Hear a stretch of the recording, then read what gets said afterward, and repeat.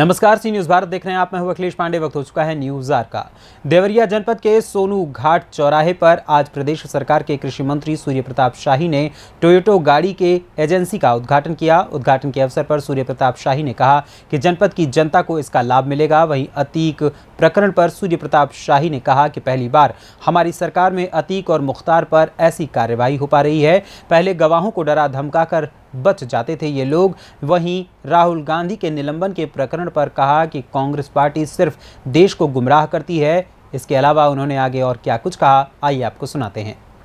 देखिए, आज देवरिया के लिए बहुत ही ये सौभाग्य की बात है कि यहाँ पर टोयोटा की एजेंसी राजेंद्र टोयोटा के नाम से खुल रही है और इसके मालिक श्री राजेंद्र गोयन का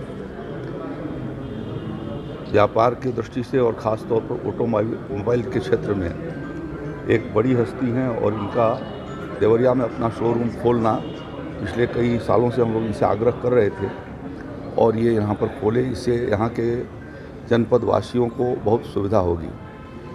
देवरिया कुशीनगर मिला करके आज के समय में लगभग 2000 से ज़्यादा टोयोटा की गाड़ियाँ चल रही हैं, जिसमें से अधिकांश राजेंद्र टोयोटा से गई हुई गाड़ियां हैं।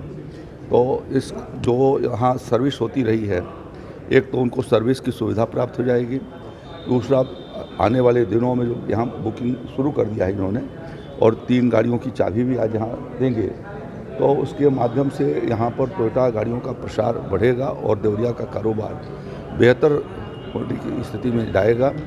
इसका कारोबारियों के लिए भी एक अच्छा संदेश है।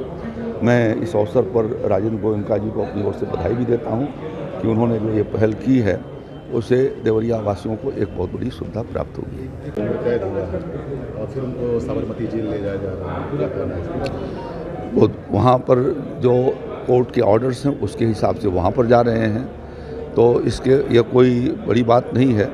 सज़ा याफ्ता आदमी को किसी न किसी बड़े जेल के भीतर रखना होता है, ख़ासतौर पर सेंट्रल जेल के भीतर, जहाँ उसकी गतिविधियाँ नियंत्रित रहें।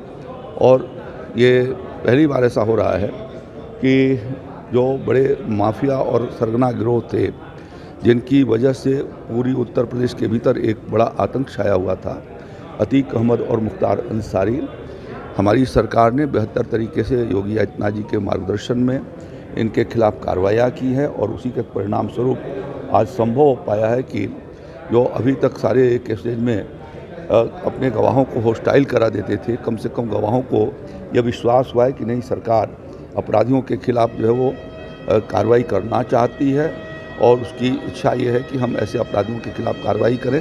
इससे पीड़ित परिवारों को बहुत भरोसा पैदा हुआ है और साथ साथ में जो उसके साक्षी रहे उनको भी।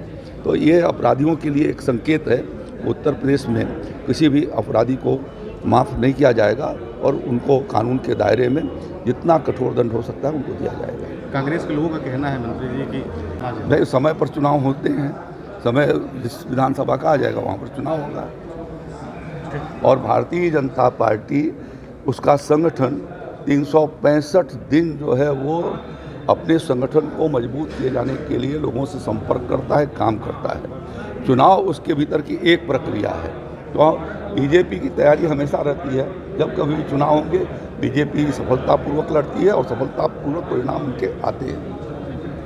ये कि सांसद उनके राहुल गांधी की सदस्यता समाप्त करके एक साजिश का काम किया गया है। लोग आवाज़ को दबाना चाहते हैं, सच्चाई को दबाना चाहते हैं। राहुल गांधी जी ने जब मनमोहन सिंह जी प्रधानमंत्री थे और उस समय जब एक ऑर्डिनेंस इस आशय का लाए थे, तो खुद ही उन्होंने इस ऑर्डिनेंस को फाड़ दिया था और उस समय संजोग ऐसा था कि प्रधानमंत्री जी, तत्कालीन प्रधानमंत्री जी यूएस के दौरे पर थे, अमेरिका में थे। तो उन्होंने जो किया, आज यदि वो कानून जो उन्होंने फाड़ा वो रहा होता तो शायद उनको राहत मिल गई होती। लेकिन अब तो उसके भीतर जो प्राविधान हैं, उन प्राविधानों को अदालती फैसले के आधार पर उनकी सदस्यता गई है। जिस समय मुझे 2 साल का कन्विक्शन हो जाएगा, उसी समय से वह कानून प्रभावी हो जाता है। तो उसमें तो लोकसभा अध्यक्ष को या बाकी की कोई भूमिका ही नहीं है। वो तो कानून मेरे को सजा हो जाएगी तो मेरी सदस्यता चली जाएगी, तो उसके अंतर्गत उनकी सदस्यता गई है।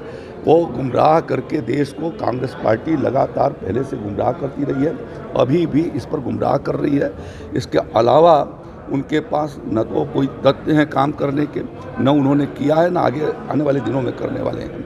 वो सिर्फ जो है वो सिंपैथी की राजनीति बराबर खेलना चाहते हैं। वो सिंपैथी इस प्रकरण में नहीं मिलने वाली है, क्योंकि उन्होंने मानहानि किया है और वो भी समाज के ऐसे तबके का किया है जो पिछड़े वर्ग से आता है। तो पिछड़ा वर्ग समाज भी उनको माफ़ नहीं करने वाला है और उनको जो गलतफहमी है उस गलतफहमी कई बार निकल चुकी है, लेकिन अभी भी वो गलतफहमी पाले हुए हैं। इसके पहले भी मानहानि के मुकदमे में 2 बार वो सुप्रीम कोर्ट से माफ़ी मांग चुके हैं। यदि उनके वकीलों ने उसी दिन जा कर के अपील किया होता तो संभव था कि कोर्ट जो है उसको स्टे कर दी होती, लेकिन उन्होंने नहीं किया। तो ये तो सिंपैथी गेन करने के लिए जो कानूनी फोरम था उसको भी उन्होंने छोड़ा, तो इसके लिए तो स्वयं जवाब दें। कर्नाटक चुनाव घटन है, इस मौके पर आप क्या कहना चाहेंगे? नहीं, देवरिया को बड़ी ज़रूरत थी इसकी, और ये राजेंद्र टोयोटा का उत्तर प्रदेश में 8वां शोरूम है, जहाँ पर 3S फैसिलिटीज़ हैं, सेल्स सर्विस स्पेयर सब हैं। उसके अलावा हमारे कम से कम 10-12 जगह छोटे जो है शोकेसेज भी हैं, हर डिस्ट्रिक्ट में करीब हैं। लेकिन देवरिया में बहुत अच्छी सेल चल रही है, डिमांड यहाँ अच्छी है देवरिया कुशीनगर में। तो आवश्यकता बहुत दिनों से थी कि यहाँ पर जो है एक फुल फैसिलिटी खोली जाए जिससे देवरिया वासियों को ईजी हो। और आप लोग जानते हैं कि टोयोटा ब्रांड जो है दुनिया का सबसे बड़ा कार ब्रांड है, तो ऐसे में देवरिया के लोगों को सर्विस फैसिलिटी न होने के कारण दूसरी गाड़ियों में शिफ्ट करना पड़ता था, वो अब उनको आसानी हो जाएगी यहाँ से गाड़ी देने में। क्या कुछ नई सुविधाएं देंगे आप यहाँ के लोगों को? कुछ नई सुविधाएं देंगे? सारी सुविधाएं जो दूसरी हमारे शोरूम में है वो सारी सुविधाएं देवरिया के शोरूम में है। अब यहाँ के लोगों को बाहर नहीं जाना पड़ेगा। आप समझ लीजिए। देवरिया से सीनियर संवाददाता ज्ञानेंद्र नाथ मिश्र की रिपोर्ट। फिलहाल इस खबर में बस इतना ही। देश दुनिया की तमाम खबरों के लिए देखते रहें सी न्यूज़ भारत। हर खबर आपके साथ, आपके हाथ।